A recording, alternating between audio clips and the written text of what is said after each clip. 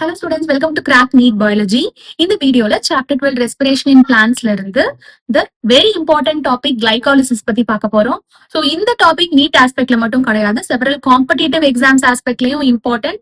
So glycolysis பத்தி நீங்க கம்ப்ளீட்டா அண்டர்ஸ்டாண்ட் பண்ணிக்கணும்னா இந்த வீடியோவை ஸ்கிப் பண்ணாம ஃபுல்லா பாருங்க. Okay, so இந்த glycolysisன்றது Greek words. Glycos means sugar, lysis means splitting. So glycolysis is splitting of sugar. Glucose molecule breakdown ஆகிற process தான் glycolysis.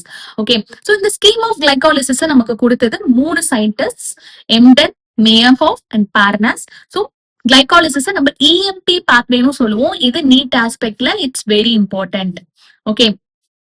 So இந்த கிளைகாலிசிஸ்ன்றது எல்லா லிவிங் ஆர்கானிசம்ஸ்லயுமே நடக்கிற ப்ராசஸ். பாக்டீரியால இருந்து ஹியூமன் வரைக்கும் எல்லா லிவிங் ஆர்கானிசம்ஸ்லயுமே கிளைகாலிசிஸ் நடக்கும். அண்ட் இது எங்க நடக்கும் செல்லுலன்னு பாத்தீங்கன்னா சைட்டோபிளாசம்ல நடக்கும். இதுவும் நீட் ஆஸ்பெக்ட்ல இம்பார்ட்டன்ட். அண்ட் anaerobic ஆர்கானிசம்ஸ் எடுத்துக்கிட்டோம்னா which means organisms which live in the absence of oxygen. So anaerobic ஆர்கானிசம்ஸ்ல இந்த கிளைகாலிசிஸ் தான் பாத்தீங்கன்னா it is the only process of respiration. Okay. So it is the only process in respiration for the breakdown of glucose. Okay.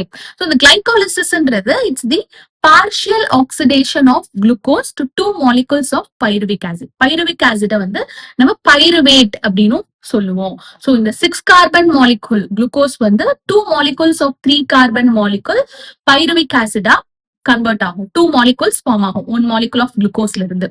Okay. So partial oxidation ஏன் சொல்றோம்னா glucose வந்து கம்ப்ளீட்டா oxidise ஆச்சுன்னா நமக்கு carbon dioxide, water and energy release ஆகும். So இங்க வந்து partially தான் ஆக்சிடைஸ் ஆகும், நமக்கு கார்பன் டை ஆக்சைட்லாம் இந்த ப்ராசஸ்ல ரிலீஸ் ஆகாது. ஓகே, அதனால தான் glucose is partially oxidised to 2 molecules of pyruvic ஆசிட்னு சொல்றோம்.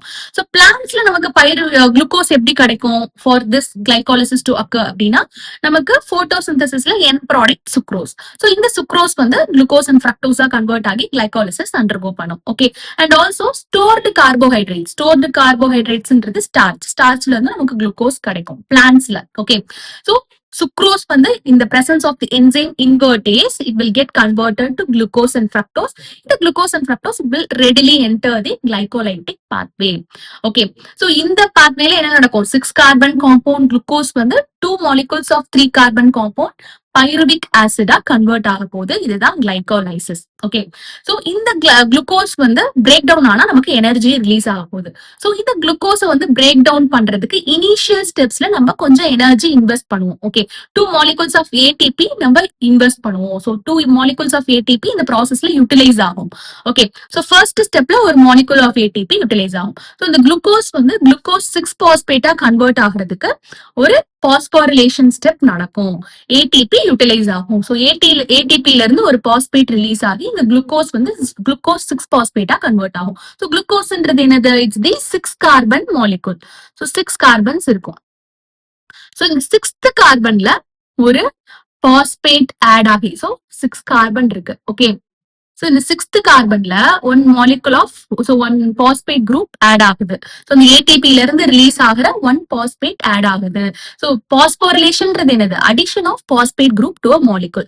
சோ குளுக்கோஸ் பாஸ்போரிலேஷன் அண்டர்கோ பண்ணி குளுக்கோஸ் 6 பாஸ்பேட் நமக்கு ஃபார்ம் ஆகுது. சோ குளுக்கோஸ்ல 6th பொசிஷன் ஆஃப் கார்பன்ல பாஸ்பேட் குரூப் இருக்கு, அதனால தான் குளுக்கோஸ் 6 பாஸ்பேட் அப்படின்னு சொல்றோம். ஓகே, சோ இந்த குளுக்கோஸ் டு குளுக்கோஸ் 6 பாஸ்பேட் இந்த கன்வர்ஷனை வந்து கேட்டலைஸ் பண்ற என்சைம் ஹெக்ஸோகைனேஸ். இது நீட் ஆஸ்பெக்ட்ல இம்பார்ட்டன்ட், நீட் 2019ல கேட்டிருக்காங்க. ஓகே, சோ உங்க புக்ல வந்து ஹெக்ஸோகைனேஸ் மட்டும் தான் மென்ஷன் பண்ணிருக்காங்க, மத்த என்சைம்ஸ் எதுவும் மென்ஷன் பண்ணல. சோ ஓரலி என்னென்ன என்சைம் இன்வால்வ் ஆகும்ன்றத நான் உங்களுக்கு சொல்றேன்.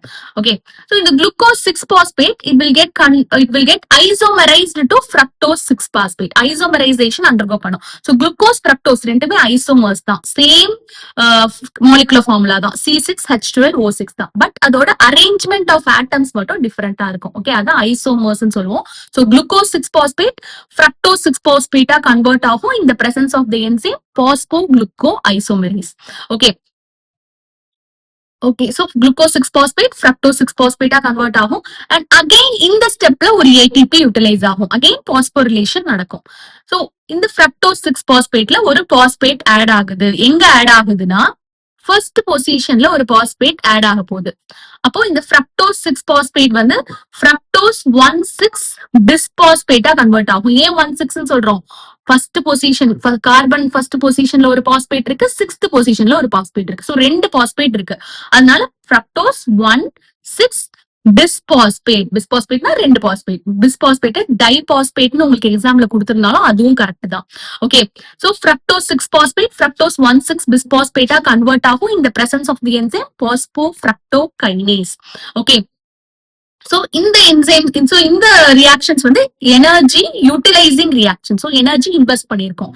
ஓகே, சோ இதுக்கப்புறம் வர ரியாக்ஷன்ஸ்ல நமக்கு ஏடிபி ஹார்வெஸ்ட் பண்ணுவோம், நமக்கு கேடிபி நமக்கு கிடைக்கும். ஓகே, சோ இந்த ஃப்ரக்டோஸ் 1,6 பிஸ்பாஸ்பேட் 6 கார்பன் காம்பவுண்ட் வந்து இப்ப 2,3 கார்பன் காம்பவுண்டா நமக்கு வந்து ஸ்பிளிட் ஆக போகுது இந்த presence of the enzyme aldolase அப்படின்ற என்சைம் இந்த ரியாக்ஷனை கேட்டலைஸ் பண்ணும். So fructose 1,6 bisphosphate glyceraldehyde 3 phosphate G3P னு சொல்லுவோம், ஆர் 3 பாஸ்போ கிளிசரால்டிஹைட் அப்படின்னு சொல்லுவோம். ரெண்டுமே சேம் தான். Okay, and so glyceraldehyde 3 phosphate and dihydroxy acetone phosphate ரெண்டு 3 கார்பன் காம்பவுண்டா ஸ்பிளிட் ஆகுது. ஓகே, சோ இந்த கிளிசரால்டிஹைட் 3 பாஸ்பேட் பாத்தீங்கன்னா இது வந்து இப்ப ஆக்சிடைஸ் ஆகும். ஆக்சிடைஸ் ஆகுறதுனா என்னது, ரெண்டு ஹைட்ரஜன் ஆட்டம்ஸ் இந்த மாலிகுல்ல இருந்து ரிலீஸ் ஆகும். Okay, so release of hydrogen atoms it is called as oxidation. So இந்த ஹைட்ரஜன் ஆட்டம் இந்த NAD+ ஓட சேர்ந்து it will undergo reduction. So ரிடக்ஷன்னா addition of hydrogen. So removal of ஹைட்ரஜன்னா ஆக்சிடேஷன். சோ இந்த கிளிசரால்டிஹைட் 3 பாஸ்பேட்ல இருந்து ரெண்டு ஹைட்ரஜன் ஆட்டம் ரிமூவ் ஆகுது. சோ அது ஆக்சிடைஸ் ஆகுது. இந்த NAD+ அந்த ரெண்டு ஹைட்ரஜன் ஆட்டம் ஆட் ஆகுது. சோ இந்த NAD+ ரெடியூஸ் ஆகுது. Gain of electrons, addition of hydrogen atoms gain of electrons சொல்லுவோம். சோ இந்த NAD+ன்றது எலக்ட்ரான் கேரியர், இதுவும் இம்பார்ட்டன்ட். ஓகே, சோ NAD+ன்றது என்ன மாலிகுல் கேட்டாங்கன்னா எலக்ட்ரான் கேரியர். சோ இந்த NAD+ இந்த ஹைட்ரஜன் ஆட்டம்ஸ் சேர்ந்து NADH+H+, NADH அண்ட் புரோட்டானா வந்து கன்வெர்ட் ஆயிடுச்சு. சோ இந்த NADH அப்படின்றது it's energy rich molecule, high energy electrons carry பண்ணும். இதுதான் வந்து எலக்ட்ரான் டிரான்ஸ்போர்ட் செயின்ல it will donate electrons. Okay, so NADH form ஆயிடுச்சு. சோ இந்த ஸ்டெப்ல பாத்தீங்கன்னா ஒரு இன்ஆர்கானிக் பாஸ்பேட்டும் ஆட் ஆகும். இந்த இன்ஆர்கானிக் பாஸ்பேட் ATP ல இருந்து வராது. ஓகே, சோ இந்த இன்ஆர்கானிக் பாஸ்பேட் இதுல ஆட் ஆகும். சோ இந்த கிளிசரால்டிஹைட் 3 பாஸ்பேட் வந்து it will get converted to 1,3 bisphosphoglycerate. So இந்த ரியாக்ஷனை கேட்டலைஸ் பண்ற enzyme glyceraldehyde 3 phosphate dehydrogenase. Okay, so 1,3 bisphosphoglycerate. So இன்னொரு இன்ஆர்கானிக் பாஸ்பேட் இதுல ஆட் ஆயிடுச்சு. சோ இது வந்து கிளிசரால்டிஹைட் 3 பாஸ்பேட்ன்றது it's 3 carbon compound. Okay, so இந்த தேர்ட் பொசிஷன் ஆஃப் கார்பன்ல ஆல்ரெடி ஒரு பாஸ்பேட் இருக்கு. இப்ப இன்னொரு இன்ஆர்கானிக் பாஸ்பேட் இந்த ஃபர்ஸ்ட் பொசிஷன்ல ஆட் ஆயிடுச்சு. ஓகே, சோ கிளிசரால்டிஹைட் 3 பாஸ்பேட் வந்து 1 ஃபர்ஸ்ட் பொசிஷன்ல ஒரு பாஸ்பேட், தேர்ட் பொசிஷன்ல ஒரு பாஸ்பேட். சோ 1,3 பிஸ்பாஸ்போகிளிசரேட். பிஸ்பாஸ்போனா எனக்கு ரெண்டு பாஸ்பேட் இருக்கு. சோ 1,3 பிஸ்பாஸ்போகிளிசரேட்டா கன்வெர்ட் ஆயிடுச்சு. ஓகே, சோ இந்த ரியாக்ஷனுக்கு அடுத்த ரியாக்ஷன் பாத்தீங்கன்னா எனர்ஜி ஈல்டிங் ப்ராசஸ். சோ இந்த பிஸ்பாஸ்போகிளிசரேட் இருக்கு இல்லையா, இந்த ஃபர்ஸ்ட் பொசிஷன்ல இருக்க இந்த பாஸ்பேட் வந்து இப்ப ADP-யோட சேர்ந்து it is going to form the ATP. So ATP நமக்கு கிடைக்க போகுது இந்த ஸ்டெப்ல. ஓகே, சோ இந்த ஃபர்ஸ்ட் பொசிஷன்ல இருக்க பாஸ்பேட் வந்து ADP-யோட சேர்ந்து ATP ஃபார்ம் ஆக போகுது. ஓகே, சோ இதுல ஒரு பாஸ்பேட் ரிமூவ் ஆயிடுச்சு. அப்ப இந்த ஃபர்ஸ்ட் பொசிஷன்ல இருந்த பாஸ்பேட் ரிமூவ் ஆயிடுச்சு. அப்போ நமக்கு தேர்ட் பொசிஷன்ல மட்டும்தான் பாஸ்பேட் இருக்கு. அப்ப நமக்கு 3 பாஸ்போகிளிசரேட் கிடைச்சிருச்சு.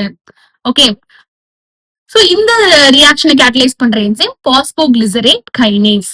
ஓகே, சோ 3 பாஸ்போகிளிசரேட் கிடைச்சிருச்சு. சோ நமக்கு இந்த ஸ்டெப்ல ஒரு ATP-யும் நமக்கு ஃபார்ம் ஆயிடுச்சு.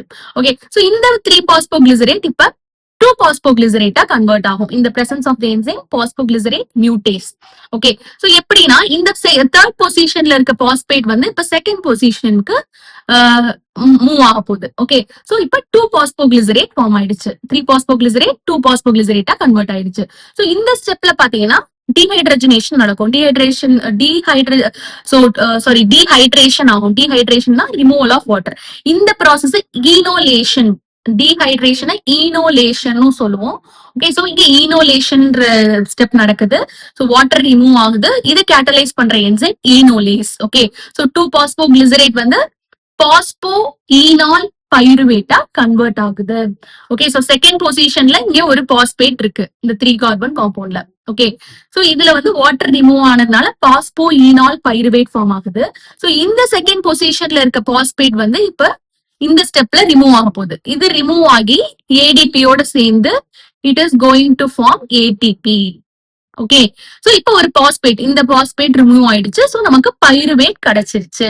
சோ இதுல கீ ஃபைனல் ப்ராடக்ட் கிளைகோலிசிஸ்ல பைருவேட் கிடைச்சிருச்சு. Okay, so this is glycolysis. So இங்க ஏன் எல்லாத்துலயும் உங்களுக்கு 2 போட்டிருக்காங்கன்னா, இந்த டைஹைட்ராக்சி அசிட்டோன் பாஸ்பேட் இருக்கு இல்லையா, இதுவும் வந்து அகெயின் இந்த கிளிசரால்டிஹைட் 3 பாஸ்பேட்டா ஐசோமரைஸ் ஆகி சேம் ரியாக்ஷன்ஸ் அண்டர்கோ பண்ணும். சோ இதுல இருந்து வர்ற ஒரு one molecule of pyruvate and இந்த டைஹைட்ராக்சி அசிட்டோன் பாஸ்பேட்டும் ட்ரையோஸ் பாஸ்பேட்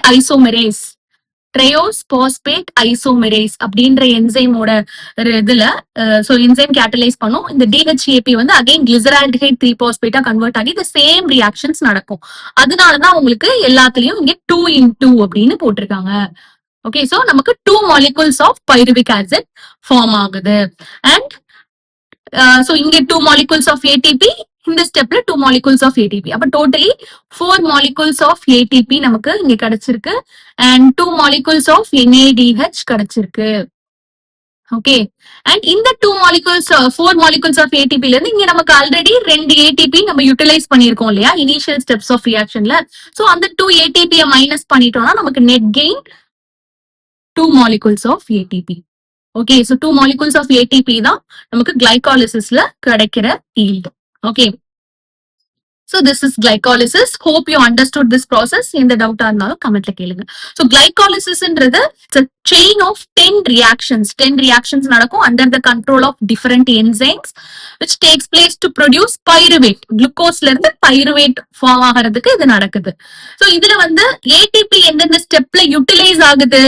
ஃபர்ஸ்ட் ஸ்டெப்ல குளுக்கோஸ் 6 பாஸ்பேட்டா கன்வெர்ட் ஆகிற ஸ்டெப்ல அண்ட் ஃப்ரக்டோஸ் 6 பாஸ்பேட் ஃப்ரக்டோஸ் 1,6 பிஸ்பாஸ்பேட்டா கன்வெர்ட் ஆகிற ஸ்டெப்ல, இந்த 2 ஸ்டெப்லயும் ஏடிபி யூட்டிலைஸ் ஆகுது. இது நீட் 2023ல உங்களுக்கு அசர்ஷன் ரீசன் அப்படின்னு சொல்லி கேட்டிருந்தாங்க. It's very important. ஓகே, தென் இந்த NADH பிளஸ் H பிளஸ் இது எங்க ஃபார்ம் ஆகுது? எந்த ஸ்டெப்ல ஃபார்ம் ஆகுது?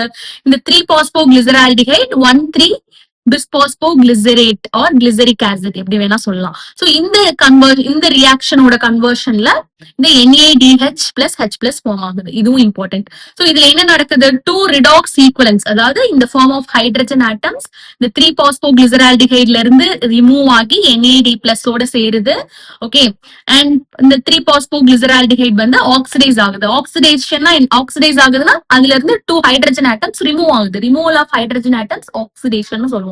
So PGAL ஆக்சிடைஸ் ஆகுது அண்ட் வித் இன்ஆர்கானிக் பாஸ்பேட்டோட சேர்ந்து இந்த இன்ஆர்கானிக் பாஸ்பேட்டோட சேர்ந்து இது 1,3 பிஸ்பாஸ்போ கிளிசரேட்டா கன்வெர்ட் ஆகுது.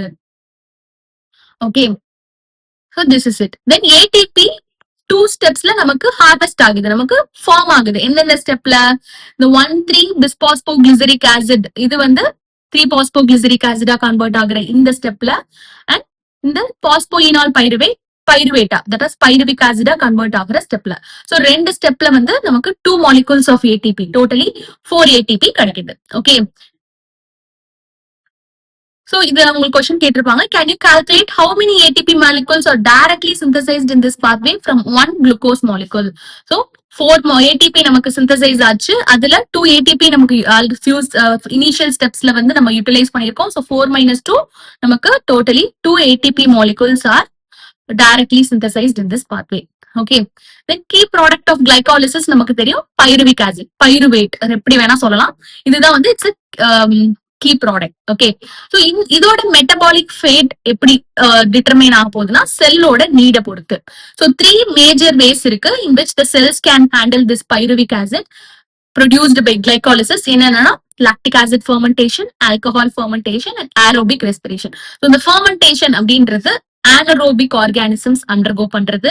ஓகே, whereas இந்த aerobic respirationன்றது கம்ப்ளீட்டா குளுக்கோஸ் ஆக்சிடைஸ் ஆகி carbon dioxide, water and energy release ஆகும்.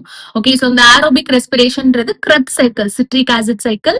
ஓகே, ஸோ இது வந்து the aerobic respiration it requires oxygen supply whereas இந்த anaerobic respirationக்கு it doesn't require oxygen supply. So இத பத்திலாம் நம்ம டீடைல்டா further வீடியோஸ்ல நம்ம பார்க்கலாம். ஓகே, ஸோ இந்த வீடியோ உங்களுக்கு யூஸ்ஃபுல்லா இருந்தா kindly subscribe my channel. Thank you.